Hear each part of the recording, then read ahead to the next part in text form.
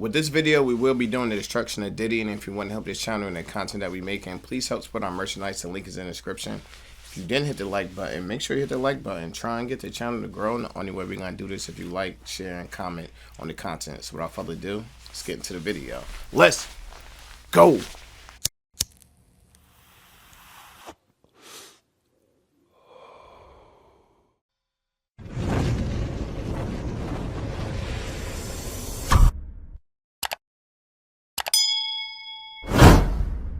Chi, get the yayo. Get the yayo. So at this point, it has been over 2 months since Diddy began to self-destruct. On the morning of March 25th, the world watched on as the walls began to be knocked down. Diddy's LA and Miami mansions had both been raided by the feds. And we're still trying to figure out where exactly P. Diddy is located. Is there any sense of how long that could take after a raid like this?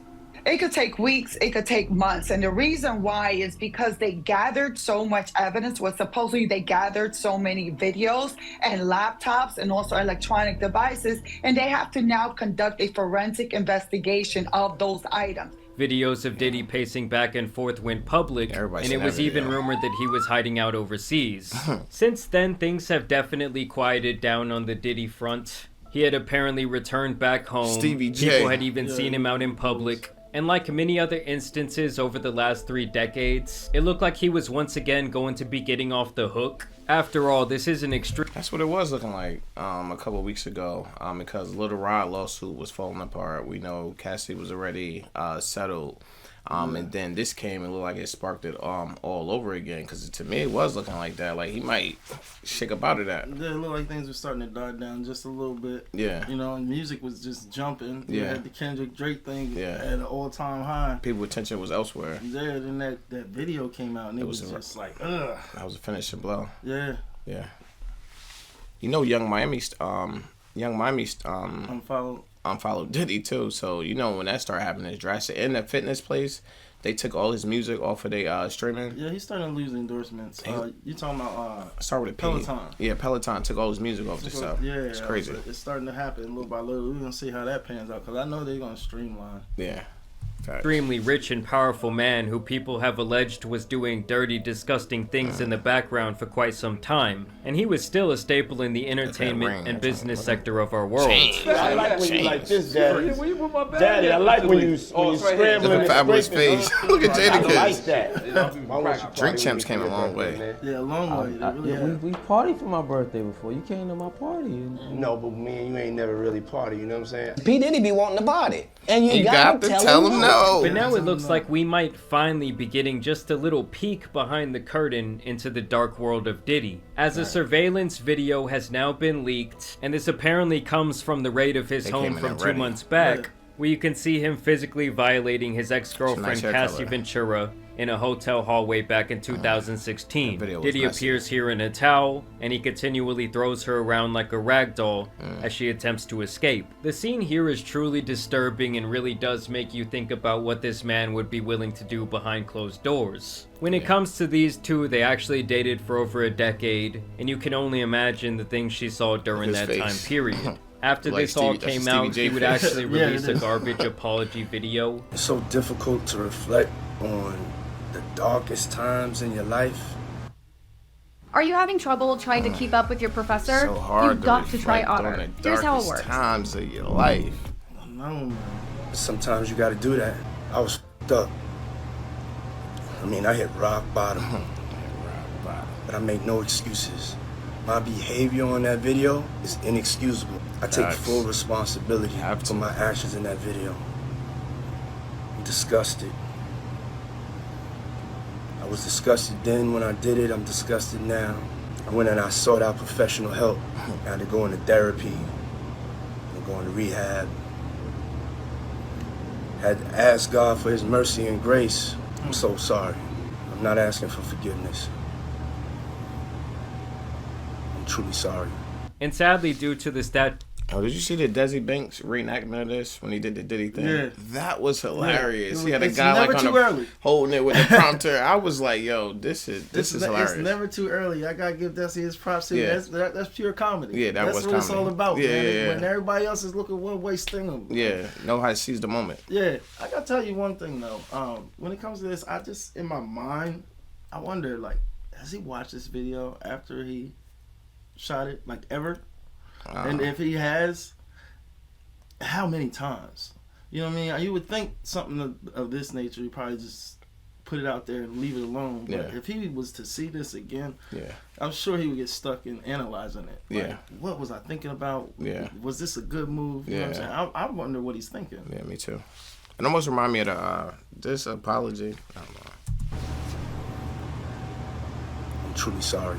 And sadly, due to the statute of limitations, 3 years. apparently Diddy cannot be tried for his actions that day. And of course, this incident is actually one of many that was presented in Cassie's lawsuit against P. Diddy that she filed last November, where she sought damages over trafficking, physical violation, and physical abuse.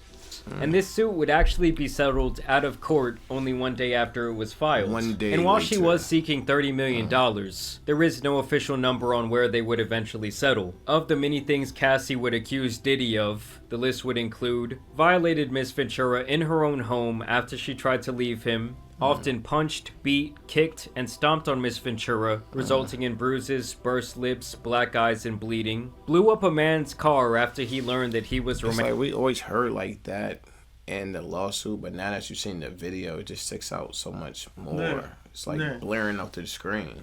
Yeah, you can almost visually see as you read along, Yeah. like these things in your mind. Yeah. Like, it's crazy. It's vivid. romantically interested in Miss Ventura, and that was allegedly Kid Kid Cudi, Cudi. whose car he blew up, forced Miss Ventura to wonder what kind of engage car in it was. sex with Right. male workers while dating and filming the encounters, ran out of his apartment with a firearm in pursuit of a rivalry industry executive whom he learns was nearby. This was allegedly Suge Knight. Demanded that restaurant. Miss Ventura to carry his firearm in her purse just to make her uncomfortable and demonstrate how dangerous he is, and introduced Miss Ventura to a lifestyle of excessive alcohol and substance abuse, and required her to procure illicit prescriptions to satisfy his own addictions. Wow. These two actually met back in 2005 when Cassie was only... That was really on some hood Bonnie and Clyde. Bonnie and Clyde, yeah. You know what I'm saying? Hold the blicky. I need to go get my scripts. Get my script. This is crazy. 19 years old. Apparently she got on his radar when he heard her first single playing in the club and And Mary J. immediately brought it became back, interested and Mary in J. signing her with his label Bad Boy Records. I started hearing this record that was haunting me in the clubs, and it was, you know, it was Cassie. Leo Cohen. He always he's everywhere. He's everywhere. And it was I would hear it everywhere I was at, and so I kept asking what record is that, and Glenn told me that it was Ryan's act, it was Cassie. At that time, Diddy was a... That was like the first play. Ryan Leslie almost. Yeah, that is Ryan at Leslie. That was his girlfriend at the time. That's Oh. how Diddy met Cassie, and he set up the whole thing. Like, oh, I was in the club, I heard this song, it was haunting me, and I found out, nah, you knew who it was, you did your research, you wanted to talk to her. This was a play to take my man's girl the whole time. Whole time. Facts. And Glenn told me that it was Ryan's act, it was Cassie.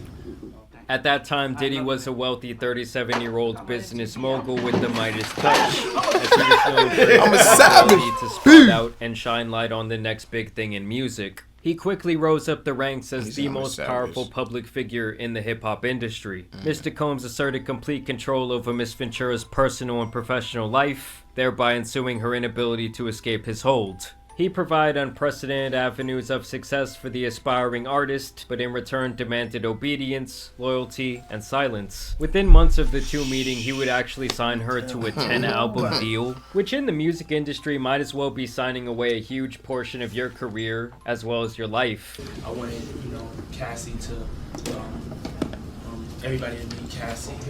Y'all know that's Cassie. And hear the story directly from Mao. Her debut album... It's like in that meeting, she had no idea what her future had in store for her. Like, you feel what I'm saying? She's just in there like, oh, people want to sign me, da-da-da-da. But it was a play by him the whole time to get what he wanted. She's very excited. Yeah. She almost has a look of disbelief. Yeah, like, this is really happening for me. This is really happening Yeah. right now. Facts. And hear the story directly from my mouth. Her debut album would be an immense success, climbing all the way up to the number 4 spot on the Billboard charts. From here, she would be thrust into the spotlight of fame and everything that comes with it, a fast life of luxury that previously she could only dream of. Mr. Combs' recognition and glorification of Miss Ventura's naivety proved to set the groundwork for his manipulative and coercive romantic and sexual relationship with Miss Ventura, a woman nearly 2 decades his junior. Within a year of signing to Bad Boy Records, Mr. Combs became deeply entrenched in Miss Ventura's life, almost immediately asserting possession and control over her, and inserting himself into all aspects of her career and personal life.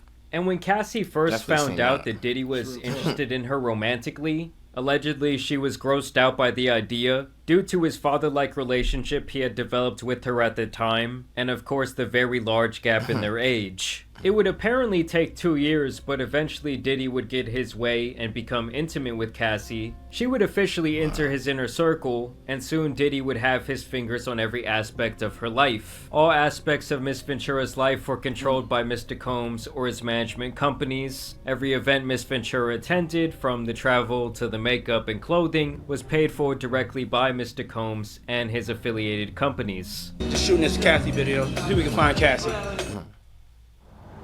That's wild. He's like, yeah, we gonna control that. Cedar Hills is not exactly. Let's get over here. Let's go knock the shot.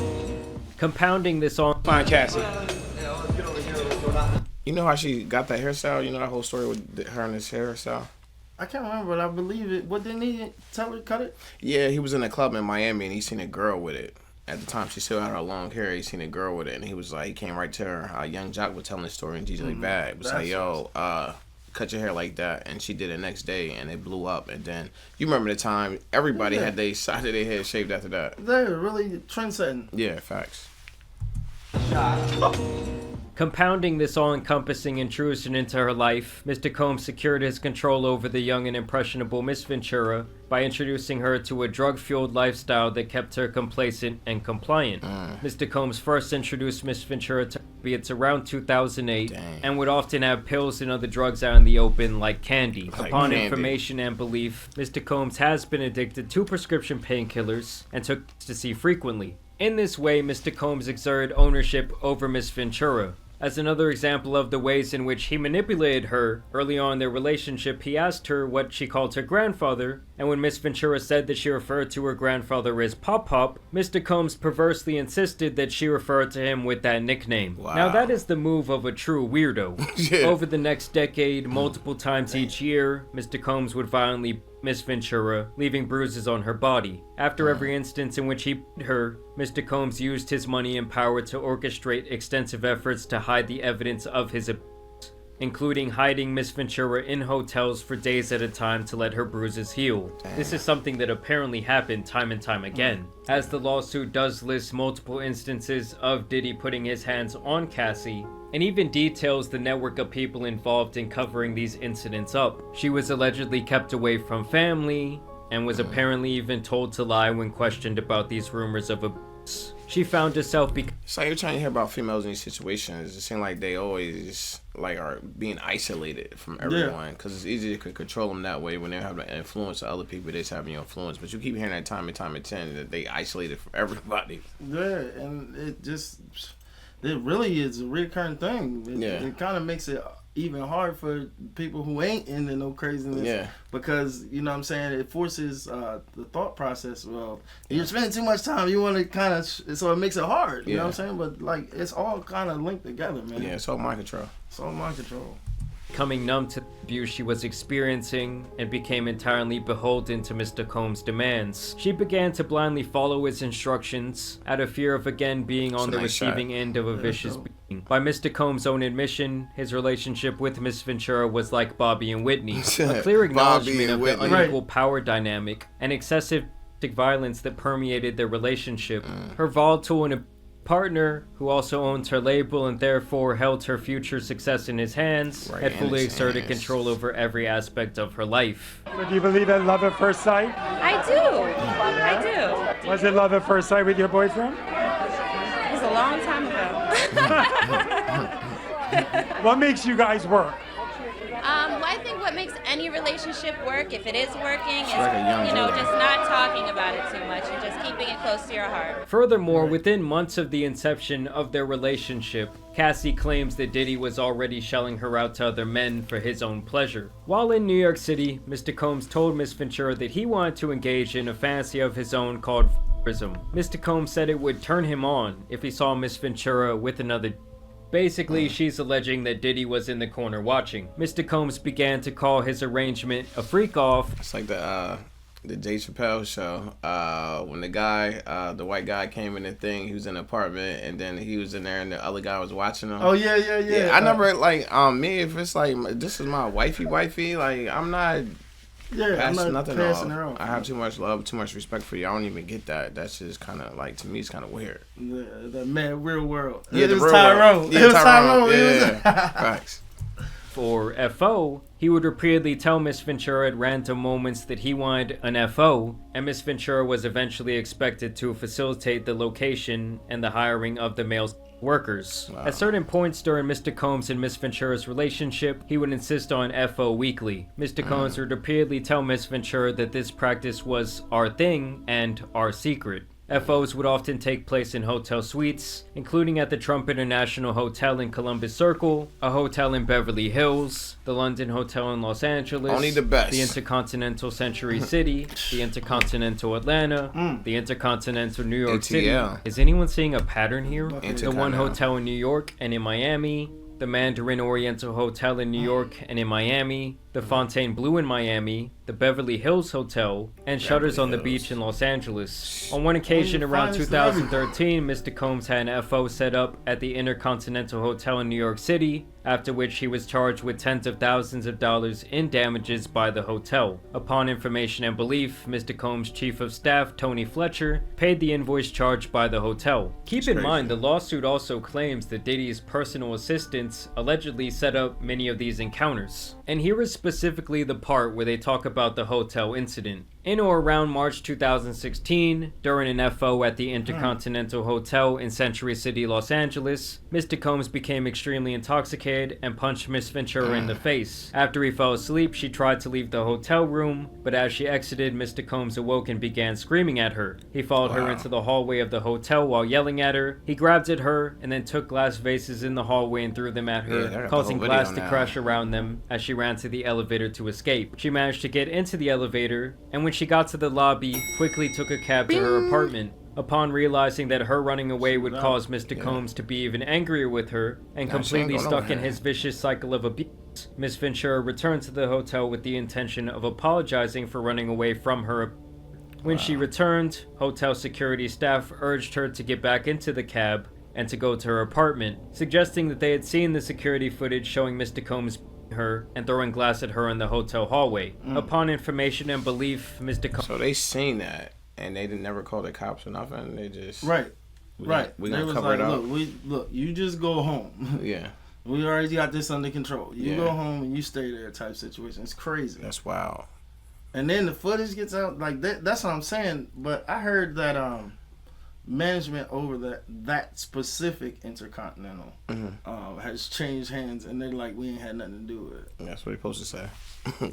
Combs paid the Intercontinental Century City $50,000 for the hallway security 50 footage ball. from that evening. And remember, guys, that's the footage that they're saying is coming from this raid. So who knows what else they had? Who knows what else is gonna leak?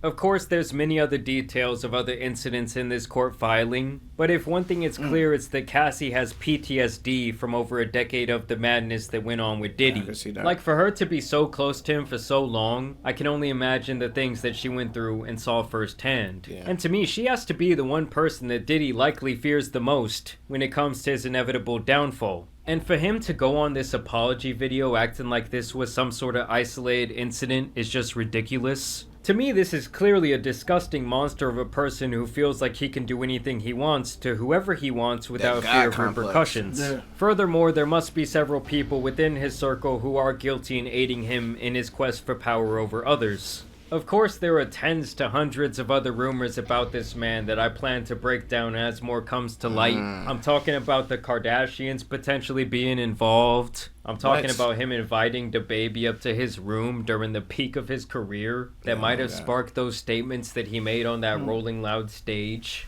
I was at a party at Diddy crib. Diddy had put everybody else out the crib, like the influx of people he had put him out.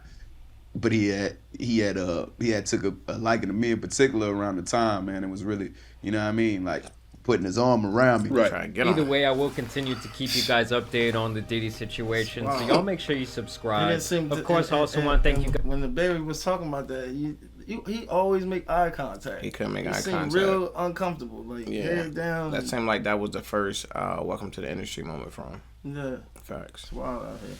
Guys for watching today's video, but as you guys know, it's been your boy the Tan Superman, and some other viral news out here needs to be covered. So I'm out. Peace. Let's get it. It's Lamar Wilson here, representing Ghetto Action News Network _ all lower cases. No spaces. You can find us on Facebook, and when you do, leave a comment, share something, follow the page, and come back. All right, let me get right into this. Let's get it. This was very detailed. Yeah. Pretty much so. Yeah. From my opinion, it gave a little more information than what we've been seeing, at least created more of a clear timeline of situations that's been arising. And then I like how they kind of broke it down. You could tell they was reading from the actual court document. Yeah. And how things were segmented off.